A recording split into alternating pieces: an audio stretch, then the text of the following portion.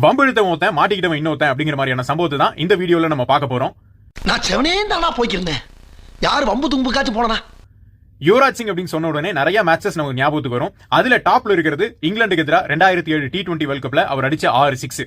ஆக்சுவலா வம்பு இழுத்தது பிளின்டாஃப், மாட்டிக்கிட்டது Stuart Brad, கீழே கிழிச்சு விட்டாரு. 6 6 வெவ்வேறு திசையில மறக்க முடியாத கண்கொள்ளா காட்சி அது.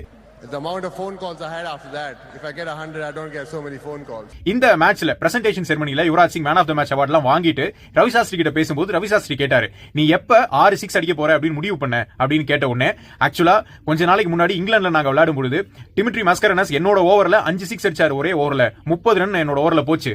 நான் 100 அடிச்சா கூட எனக்கு அவ்வளவு போன் கால் வராது. ஆனா அன்னைக்கு எனக்கு ஓயாம போன் கால் வந்துட்டே இருந்தது. என்ன இப்படி நடந்துருச்சு எல்லாரும் துக்கம் விசாரிச்சுட்டே இருந்தாங்க. அன்னைக்கு நான் ரொம்ப வருத்தப்பட்டேன். கடவுளே, இது கொஞ்சம் கூட நியாயம் இல்ல, எனக்கு ஒரு வாய்ப்பு கூட மாதிரி ஏதாவது பண்றதுக்கு அப்படின்னு அன்னைக்கு நினைச்சேன். இன்னைக்கு அதை என்னால பண்ண முடிஞ்சது அப்படின்னு யுவராஜ் சிங் சொன்னாரு. பிளின்டாஃபுக்கும் யுவராஜ் சிங்குக்கும் என்ன வாய்க்கா தகராறு அப்படின்னா, இந்த 6 6 அடிக்கிறதுக்கு முன்னாடி ஓவர்ல பிளின்டாஃபோட பால்ல 2 4 அடிச்சிருந்திருப்பாரு யுவராஜ் சிங்.